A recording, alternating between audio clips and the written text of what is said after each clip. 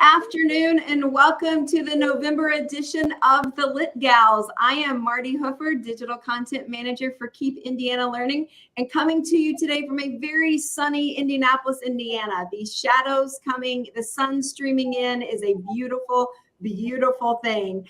So we are happy to have you today. Anna, why don't you go ahead and introduce yourself? Hello, everyone. I'm so happy to be here, and I'm happy to be around sun, right? A wonderful fall day. I just loved it. Hi, I'm Anna Cook, and I am a literacy specialist. I work with teachers anywhere from K all the way up to 8th, 9th grade, and I am so happy to be here today. And Morgan, we've got a very special guest. Her name is Morgan. Morgan, why don't you introduce yourself? Hi, I am Morgan Mason, and I am so excited to be joining you ladies today. Thank you for inviting me. So I was a classroom teacher. I have taught grades 1st grade, 3rd grade, and 4th grade. And I was an instructional coach then for a couple of years. And I am currently serving as the training support specialist at Keep Indiana Learning. I'm part of the literacy cadre project with Cell UND and the DOE. So I'm working primarily with schools in literacy this year. So a lot of literacy work, a lot of good things happening, and I'm really enjoying my new role. Awesome. Well, we are glad to have you today, Morgan. I know you're a reader. I know you've taught kiddos how to read. Books are your thing. So I'm like, oh, when April needed to go on maternity leave, I'm like, I have someone in mind. So thank you so much for joining us today.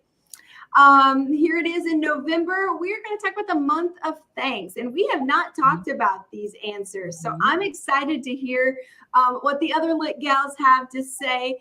Anna, what are you thankful for? As you think about being a reader, what are you thankful for? You know, it really stood out to me this year about the access of books. I mean, if you think about it, you guys, if anybody would say, hey, I really love this book, all we have to do is get on our phone, Amazon, it's there in a day or two. And you know, I'm going to talk about my favorite app, Libby. All I have to do is get on my Libby app and I've got free, right? A free book, and I can read it on my phone or I can listen to it. And I just was thinking about that. I thought, you know, we're very lucky to have such incredible, easy access to books. Yes. In whatever way that we want to get them. Right. And I think that that's pretty special. Yeah. You know what, Anna? I had never thought about that, but you are so right. So yeah, right. I can't tell you how many times just this year, you know, having, you know, dinner with a friend or whatever, and, you know, they say, oh, you know, have you heard of this one? Oh, no, I'll just right now. I know. You know? Yeah. That's pretty great. Oh, yeah. It is. I love that. And Morgan, what are you thankful for as a reader? Oh, gosh, there's so many things. As I was thinking about this, I was like, gosh, there's so many great things about it. But one thing is audiobooks. I do not know what I would do without audiobooks. He's my new friend, Martie. I love audiobooks. Yes, I do. And I mean, there's something about picking up a book and reading it, but I drive to schools often. I don't have a long commute to work, but enough that I want something to do in the car besides just listen to the radio. And I love that audiobooks exist. I love being able to listen to a book, and I usually have an audiobook that I'm listening to and a book that I'm reading at home. So just being able to have multiple forms of reading available to me. Something else that I was thinking about that I feel like is so that I take for granted sometimes is the connection that comes with reading. I mean, not only are we connecting, like you said, Martie, you invited me because you knew my love of reading and my literacy background, but I mean, I'm in a book club with my friends, and it's such a good way to connect. I feel like when I find out whether I meet someone in a new job or position or whatever it is, if we connect on a book that we both read or something like that. It's just that instant connection. And I'm like, oh yeah, that's my person. Yeah. I didn't think about that, but you're absolutely right. It's all connecting. Yeah. And you learn so much about a person when you find out what they're reading. Yeah. Yeah. Oh, Morgan, I love that. And so funny enough, my two things I'm grateful for as a reader, neither one of you have mentioned, but what you have said, I also totally feel. But the first thing that I think about as a reader is I'm just thankful for the library. I would not have been able as a child. My parents didn't have a lot of spare cash, but the library was free books. My mom went every single week to the library to pick up books for us. And, the school library, the public library, I'm a huge public library user now because I can't afford to buy all the books I read. So I'm just so thankful, kind of like you said, Anna, for that access that I don't want to take that for granted. So I'm thankful for libraries.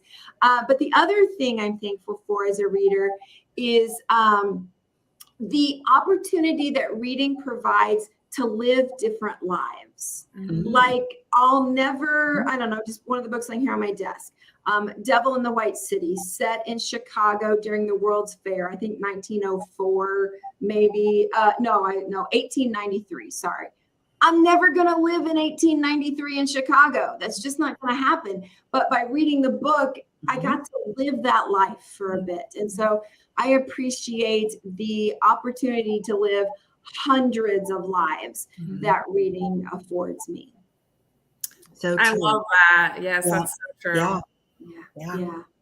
All right. So the topic of the day, such a good one.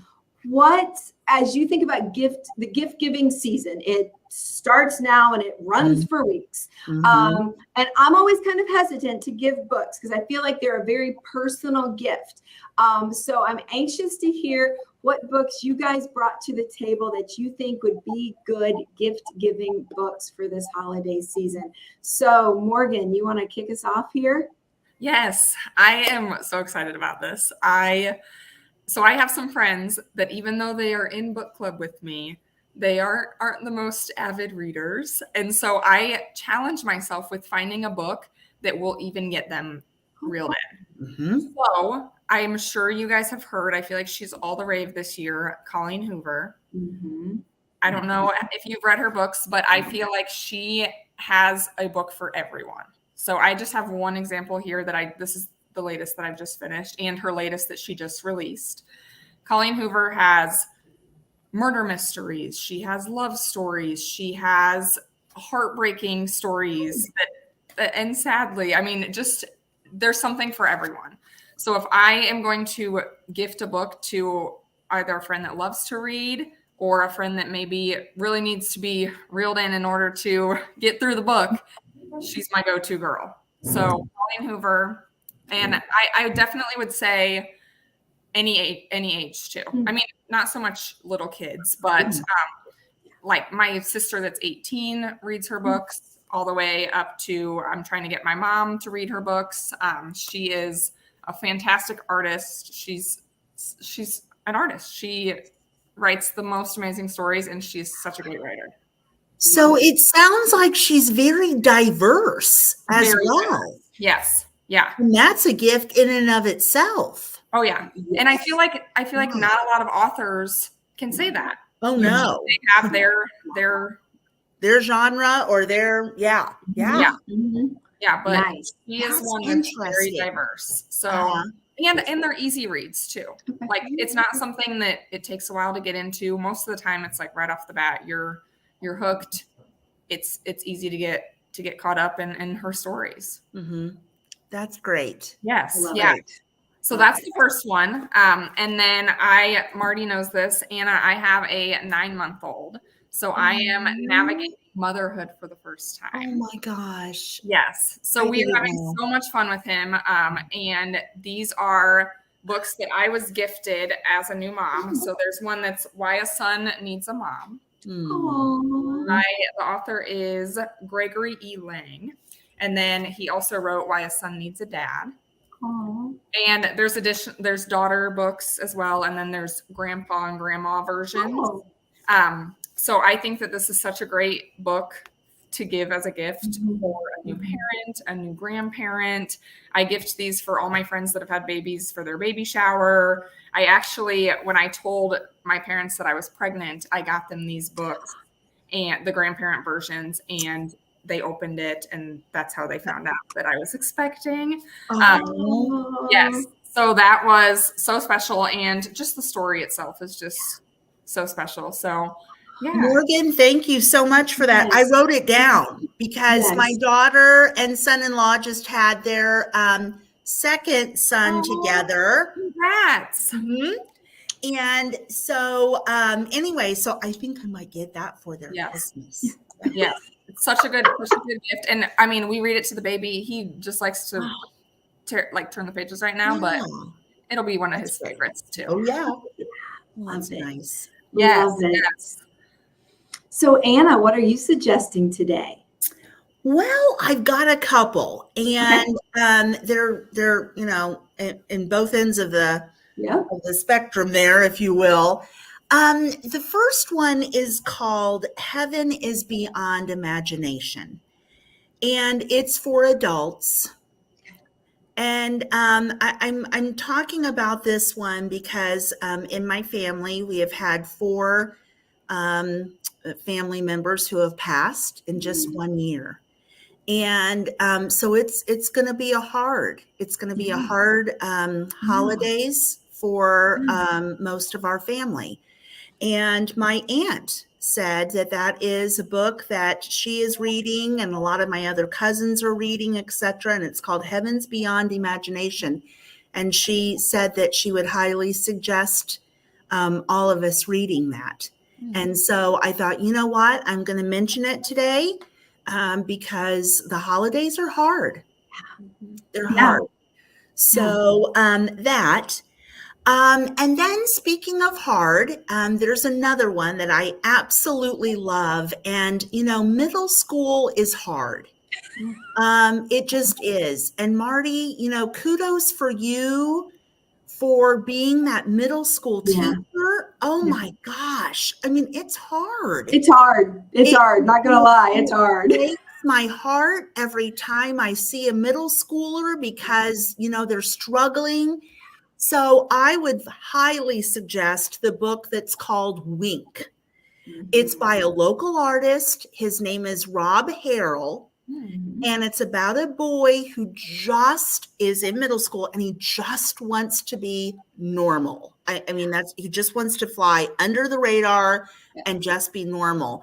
And unfortunately, he gets cancer as a middle schooler.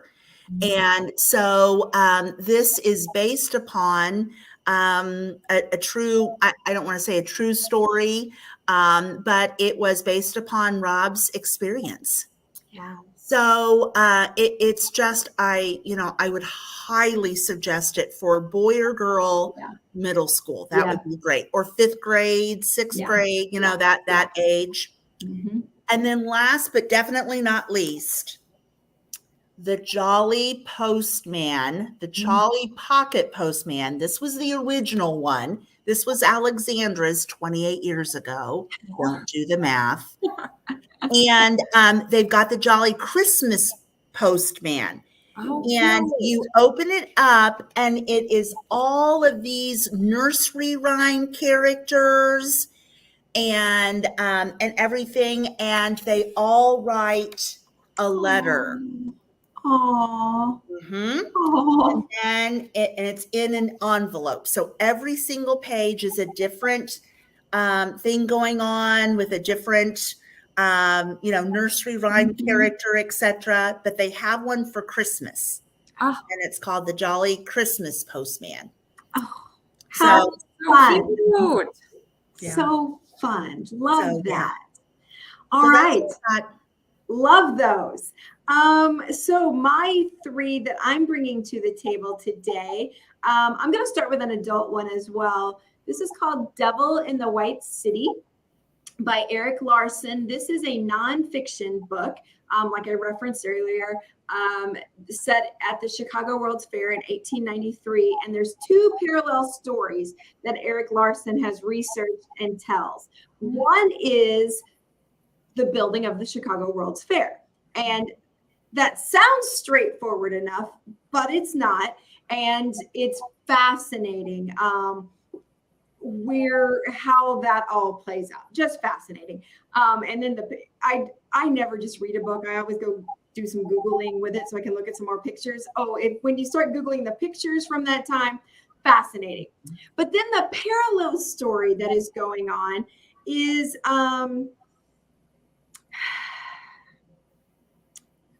serial killing. And that's all I'm going to say about it.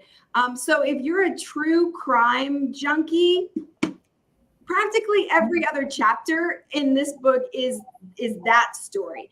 And I'm not going to go into any details of the true crime because it is true crime at its finest. I'm not a true crime reader or junkie. It's just not my jam. But oh my goodness, I see why people are fascinated by it because of reading this book. So this book is almost 20 years old. It'll be 20 years old next year. But oh my goodness, it is so well written and so well researched.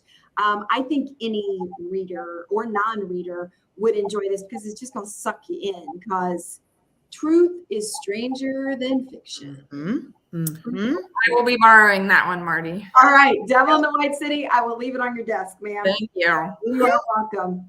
All right. So then, true to my roots, my middle grade roots, Alan. I'd be disappointed if you didn't do it. I would. Yeah, I know. I have to do middle grade. Alan Gratz. It doesn't matter which book you would buy that Alan Gratz has written to give to a fifth grader or up. I promise they're going to like it. He was my go-to to recommend for any middle schooler. This happens to be the book of his that I own. I used it as a read aloud. I mean, the spine is bent. This book is well loved. It's fantastic. So Code of Honor is one of his, honestly, that doesn't get the most press. But I loved it and I used it as a read aloud for years. He just had a brand new one come out. I would have showed it today, but I had to return it to the library. It's called 2 Degrees and it's about climate change. And what makes Alan Gratz's books so cool is he always has multiple stories running at the same time. And then typically 3 different stories. And then at the end, they all weave together. And he's just a fantastic storyteller. So he has a couple set in World War II. He has this one, which is like a current events type book. 2 Degrees is, like I said, about climate change. The one about 9/11 that I can't think of the title right now is excellent. So you can never go wrong. Alan Gratz, he is a surefire. Middle grade readers love him. Frankly, I love him, and I'm not a middle grade reader. And my other fave. This one bridges a unique gap. Her name is Ruta Sepetys, Rutasepetes, Tys, Ruta Sepetys. This is her newest one called I Must Betray You, set in Romania in the 80s. And a period of time. Her thing is she writes about historical events that have been forgotten. And she wants to give a voice to those forgotten people in history. Her book, Fountains of Silence, about the Spanish Civil War, one of the most beautiful books I've ever read. This one, I Must Betray You, is excellent. She is a middle grade writer. However, she has quite the adult following because her books are so well researched and so well read, or so well written and so well researched. You just cannot go wrong with Ruta Sepetys. So this is her newest one. Fountains of Silence is probably my favorite of hers, but you can't go wrong with any of hers. So those are my 3 recommends. An adult nonfiction. I don't know who I am recommending adult nonfiction because that's not what I do, but that's what I brought you today. So that's the beauty. That's the beauty of all of us. And Morgan, you as well, is that we're different. We're diverse, but we get together and it works. Yes. So yeah. Yes. I love this. Yeah, there's so many great suggestions. Yeah. So we're at our wrap up point. So we always wrap up with the same question. What are you reading now? So Anna, I always have to ask you, is it reading or listening to now for you? See, Morgan, see what I tell you? It's always, are you listening to it or are you reading it, Anna, with your eyes? What are you doing? Okay, this one I'm reading with my eyes. It is called Atomic Habits. Oh. And I'm going to talk more about it next month. Okay. And everything, because it is wonderful for the beginning of the year, January. We all make goals. And this guy says, do not make goals. We're going to make systems. And I've really appreciated it so far, because how many of us break our goal or don't meet the goal, or, So yeah, whatever. By February, we're all down and disappointed, Okay. But it's good. It's good so far. I can't wait to hear more about it next month. I'm already ready for next month. All right. Morgan, what are you reading or listening to, since you're an audiobook person too? So I have both going on right now. I'm reading a book and I'm listening to a book. So I usually try to listen to a nonfiction book while I'm reading a fiction book, or vice versa, because it's a little easier to keep track of, So nonfiction right now, I'm listening to Jeanette McCurdy. She was on iCarly years ago. I don't think she's in the new reboot, but she's a childhood actress.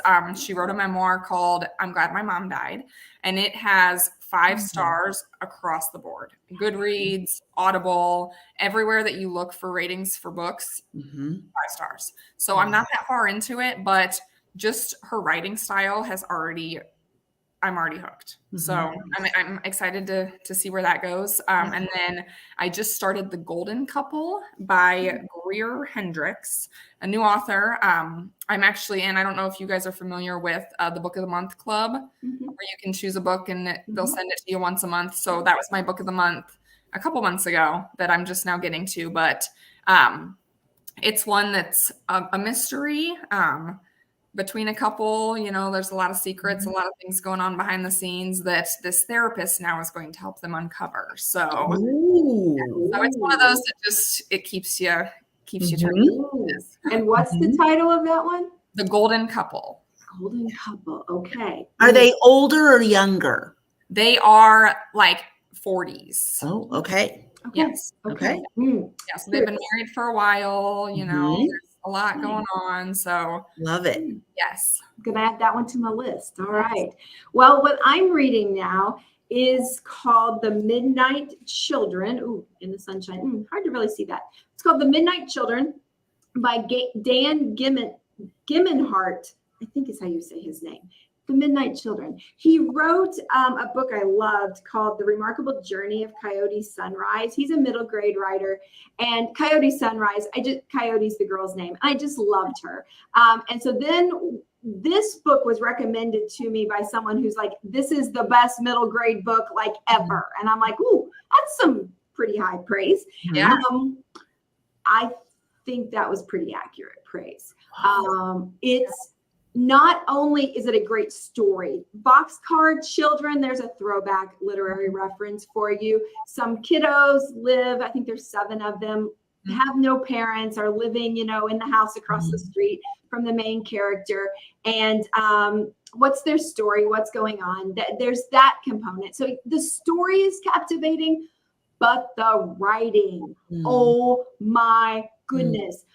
It is not often that middle grade books stop me in my tracks for the craft of the writing, and the craft of this author, phenomenal.